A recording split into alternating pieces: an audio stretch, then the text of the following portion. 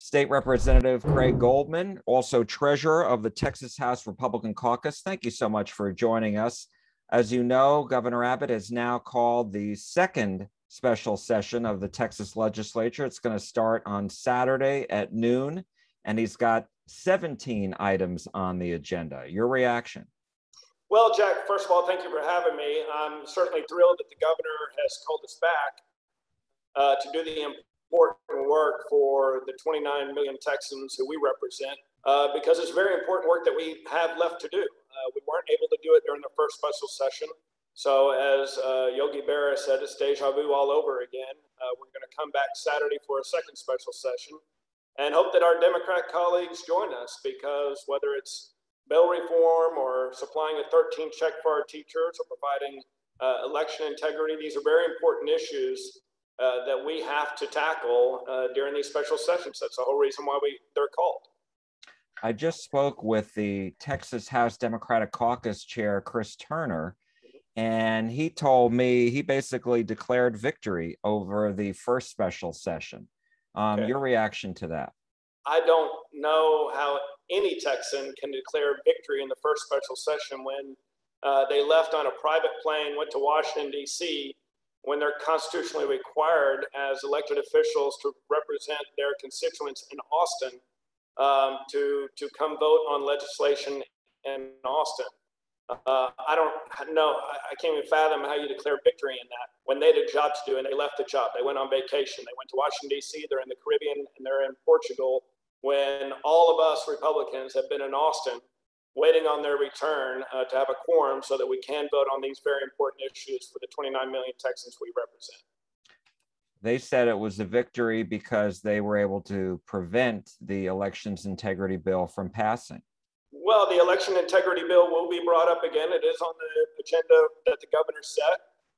We will gavel in, like you said, this Saturday at noon, and assuming enough of them are back to have a quorum in the House, just like they could have in the first special session, they have input on that bill. And then when the bill comes to the floor, they can vote on it, whether they like it or not. But I certainly believe that we will be voting on that bill. So I don't know how it's a victory by delaying it a month instead of killing it, which they're not able to do. I asked Chair Turner if the Democrats are going to return to Austin, and he wouldn't commit to that. Which is fine. I mean, if they want to not do what they are constitutionally elected to do and leave again on vacation on their private planes, they certainly have that right. I don't know how that plays well back in their districts to the roughly 200,000 people they represent in their home districts, when there's so many items on this agenda that the governor has set forth, whether it's property tax relief, whether it's providing a 13 check for our retired teachers who are so deserving of that, whether it's talk about bail reform so that criminals don't get out early from jail and stay behind bars, violent criminals at that.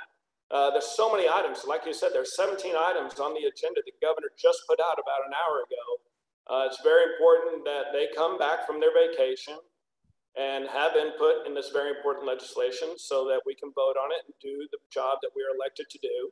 And then after that's done, then they can go back on their vacations. Let me ask you, one of the last item on the governor's call, he says legislation relating to legislative quorum requirements. So how do you anticipate, I mean, do you favor changing the quorum requirements because of what Democrats did? I mean, what specifically do you think the governor is talking about here? Well, I think every single item on that agenda, Jack, is something for us to consider. We haven't been able to discuss it as a caucus yet. Again, this agenda was just put out literally less than an hour ago. So we're still going through every item on the agenda, discussing what legislation we should put forth. And again, we will draft legislation. We'll put it forth in the committees. They'll be heard in committees. The public will have input on every single piece of legislation. Every single member where they have the opportunity to offer an amendment to that legislation and have votes on the floor. So that's just not for that item. It's going to be for all the 17 items that are on the agenda. Regarding elections integrity, as far as the Democrats obviously still very highly critical of the legislation and of these bills. And I'm wondering, do you get a sense that Republicans would be willing to negotiate further Jack, if and when? Republicans negotiated before the Democrats left on their vacation in Washington, D.C. on their private plane. There was a group of them that sat with the bill author, Representative Andy Murr, and negotiated what they wanted to see in it.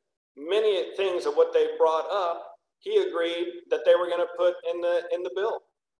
He didn't have time to make those changes prior to the hearing, but he gave them their word. And if anybody knows Andy Murr, his word is solid gold. He gave them their word that he would make those changes prior to that bill coming to the floor, or he said, if you offer that amendment on the floor, I will accept the amendment in the bill. So negotiations have been going on that bill prior to them leaving on their private plane for vacation, and would have continued had they stayed here, as we do with every piece of legislation. Everybody has input on it.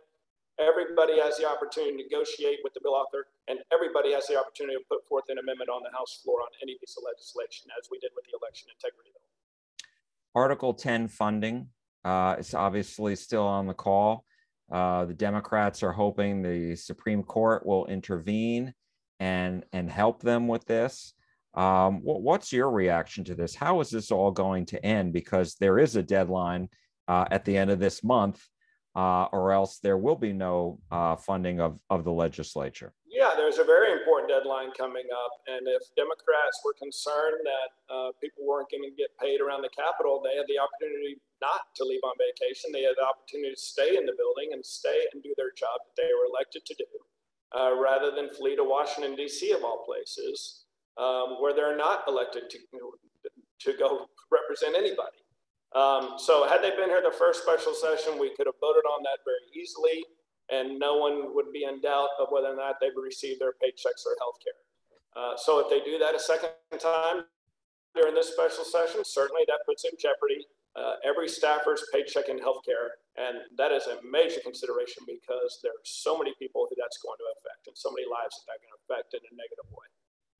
And my last question to you, Representative Goldman, and I appreciate your time, and that is, the pressure is going to be on the Speaker of the House, is it not, to get these bills passed this time around? And I'm wondering, how else would he be able to ensure that the Democrats, if they return, that they aren't able to leave again? Because I've read a lot of what Republicans have said, and they're not happy.